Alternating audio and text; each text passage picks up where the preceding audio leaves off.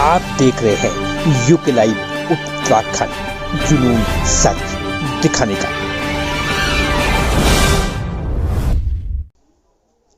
उत्तराखंड सरकार ने अपने 2 साल के कार्यकाल में महिलाओं, किसानों, युवाओं के साथ ही गरीब परिवारों के लिए कई जन कल्याणकारी योजनाएं चलाई हैं। चाहे वो घसेरी योजना हो, चाहे महिलाओं को 10% आरक्षण देने की बात हो, या बेरोजगार युवाओं के लिए रोजगार की बात हो, सारी योजनाएं इन 2 सालों में धर्मेंद्र सरकार ने दी हैं। शनिवार को टिहरी पहुंचे कैबिनेट मंत्री सुबोध उनियाल ने प्रेस वार्ता कर सरकार के 2 साल के कार्यकाल गिनाए। उन्होंने कहा, समान नागरिक आचार संहिता हमारी सरकार ने लागू करवाई, नकल विरोधी कानून हमारे द्वारा लागू किया गया, साथ ही 2 वर्षों के अंदर 7,600 नौकरियां हमारी सरकार युवाओं को दे चुकी है, जिसमें 1,500 नौकरियां सिर्फ वन विभाग के अंदर ही हैं।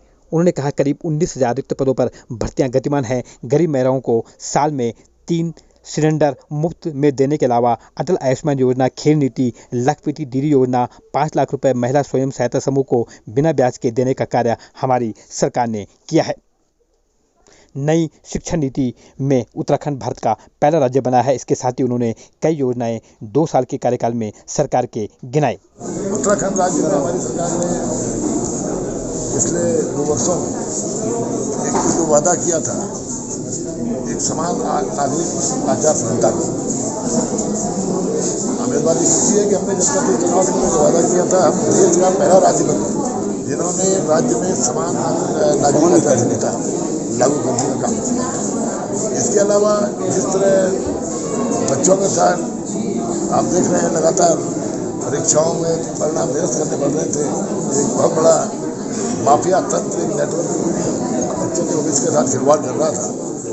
एक ऐतिहासिक नकल विरोधी कानून ला करके, जिसके कि हमें इस बात की खुशी है कि आखिर उस कानून को भारत सरकार ने अडॉप्ट किया, ला करके बच्चों के भविष्य को सुरक्षित करने का निर्णय लिया। और जिसमें आपने देखा, हमने वादा किया था बच्चों को नौकरियां देने का, और अभी तक 2 वर्षों के अंदर 7,600 से ज़्यादा नौकरियां हम बच्चों को दे चुके हैं, जिसमें करीबन 1,500 के ऊपर नौकरियां तो केवल वन विभाग के अंदर है, और इसके अलावा 19,000 भर्तियों का जो रिक्त पद है, उन रिक्तियों पर भर्तियों की प्रक्रिया गतिमान है। इसके अलावा एक वादा हमने किया था कि जिन महिलाओं को, जो गरीब महिलाएं हैं, जिनको आदरणीय प्रधानमंत्री जी ने उज्ज्वला योजना के माध्यम से लाभान्वित करने का काम किया था, उनको साल में 3 सिलेंडर हम प्रतिवर्ष मुफ्त में देंगे। उस पर भी हम लोग आगे बढ़े। अटल आयुष्मान योजना के द्वारा देश के चुनिंदा जो मम है, जो अपने राज्य के हर नागरिक को उसके स्वास्थ्य की सुरक्षा की गारंटी 5 लाख रुपए की गरीब परिवार की मदद से दे रहा है, जिसमें आप देख रहे हैं कि करीबन पिछले 2 वर्षों में 7 लाख से ज़्यादा लोगों को इसका फायदा दिया। 55 लाख से ज़्यादा लोग अटल आयुष्मान योजना के तरह यहाँ पर रजिस्टर्ड हैं। इसके साथ साथ आप अगर आप देखेंगे, खेलों की बात आप करें तो खेलों में नई खेल नीति लाके, और खिलाड़ी जो अंतर्राष्ट्रीय स्तर पर जिन लोगों ने हमारा मान बढ़ाया, उनको सीधे गैजेटेड पोस्ट पर नौकरी देने का, आउट ऑफ टर्न नौकरी देने का निर्णय हमारी सरकार का। इसके अलावा बच्चों को उनके प्रतिभा के हिसाब से 8th, 9th, 10th, 11th, 12th में किस तरह से उनको आगे बढ़ने के लिए छात्रवृत्ति देने का प्रश्न था कि जो खेलो इंडिया, फिट इंडिया की जो भावना है उसको हम प्राप्त कर सके। महिलाओं के कल्याण के लिए आपने देखा, महिला कल्याण में लखपति दीदी योजना, जिसमें हम लोगों ने, हमारा लक्ष्य है कि इस राज्य की 2.5 लाख महिलाओं को स्वयंसेवी जो संगठन जुड़ी हैं, उनको किस तरह से हम लखपति बना पाए। इसके साथ साथ 5 लाख रुपया महिला स्वयं सहायता समूह को बिना ब्याज के ऋण देने का प्रश्न, और तमाम तरह की योजनाएं, महिलाओं को घसेरी योजना से लेकर तमाम तरह की योजनाएं महिलाओं के उत्थान के लिए चलाने का काम किया गया। इसके साथ साथ आप शिक्षा में देखेंगे, हमारा राज्य देश का पहला राज्य बना जिसने नई शिक्षा नीति को लागू करने का काम किया। तो नई शिक्षा नीति को लागू करने वाला पहला राज्य बनने का देश का हमको इसमें गौरव की अनुभूति भी होती है। साथ साथ आज स्वास्थ्य सेवाओं में आप देखें, स्वास्थ्य सेवाओं में आज अगर डॉक्टर की संख्या आप देखेंगे मेडिकल प्रोफेशनल विभाग, तो कई गुना इजाफा और कई नए इंफ्रास्ट्रक्चर हमने स्वास्थ्य स्थापित किए। इसके अलावा उधमसिंह नगर में सैटेलाइट सेंटर का निर्माण है, और हरिद्वार में मेडिकल कॉलेज का निर्माण है।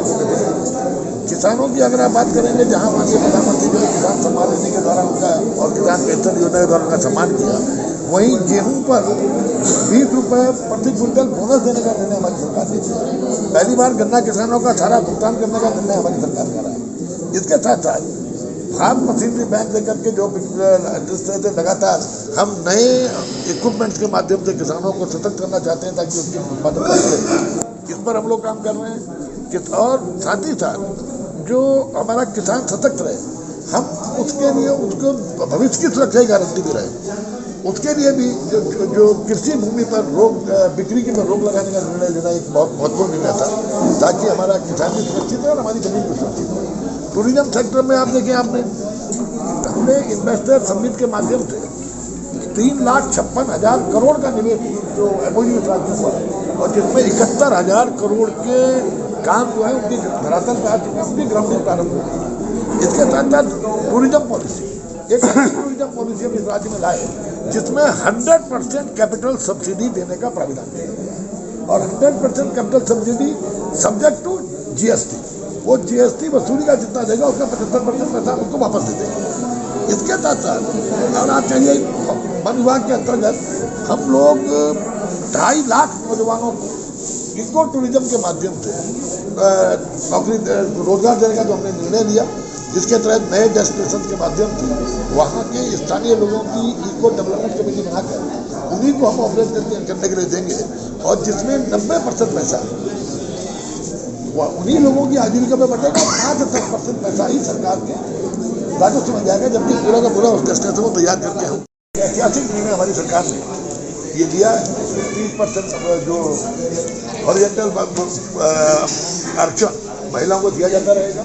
आंदोलनकारियों का जिनका आरक्षण माननीय उच्च न्यायालय के कारण रद्द कर दिया गया, हमारी सरकार ने निर्णय लिया, और 10% आरक्षण हमने आंदोलनकारियों को फिर देने का निर्णय लिया। इसके अलावा लोकतंत्र सेनानी जो इमरजेंसी में 19 महीने जिन्होंने यात्राएं झेली, उनको पेंशन के साथ साथ अगर उनकी मृत्यु हो गई तो उनकी पति या पत्नी जो भी होंगे उन्हें 20,000 रुपये महीना हम लोग पेंशन देने का निर्णय। तो कुल मिलाकर के सामाजिक समरसता के लिए, किसानों के हितों के लिए, नौजवानों के हितों के लिए, खिलाड़ियों के हितों के लिए, महिलाओं के हितों के लिए, वृद्धों के पेंशन, हमने कहा था कि वृद्धावस्था पेंशन हम 1500 करेंगे। 1500 करने के साथ साथ हमने पहली बार ये निर्णय लिया कि परिवार के दोनों सदस्यों को पेंशन देने का निर्णय। तो वृद्धों से लेकर हर वर्ग की चिंता, और जो हमारा इलाका सबका विकास, सबका आधार, सबका विकास, उस पर चल के हम आगे बढ़े। और यही एक कारण भी है कि जो 2 साल की हमारी ऐतिहासिक उपलब्धियाँ हैं, निश्चित रूप लोकसभा में 5 सीटों पर भारी बहुमत से जीतने जा रहे हैं, और मैं समझता हूँ इसका हर सीट का अगर आप अंतर देखें तो विगत वर्षों के मुकाबले कई गुना ज़्यादा परसेंटेज वोट आपको भारतीय जनता पार्टी के पक्षों पर दिखाई देगा।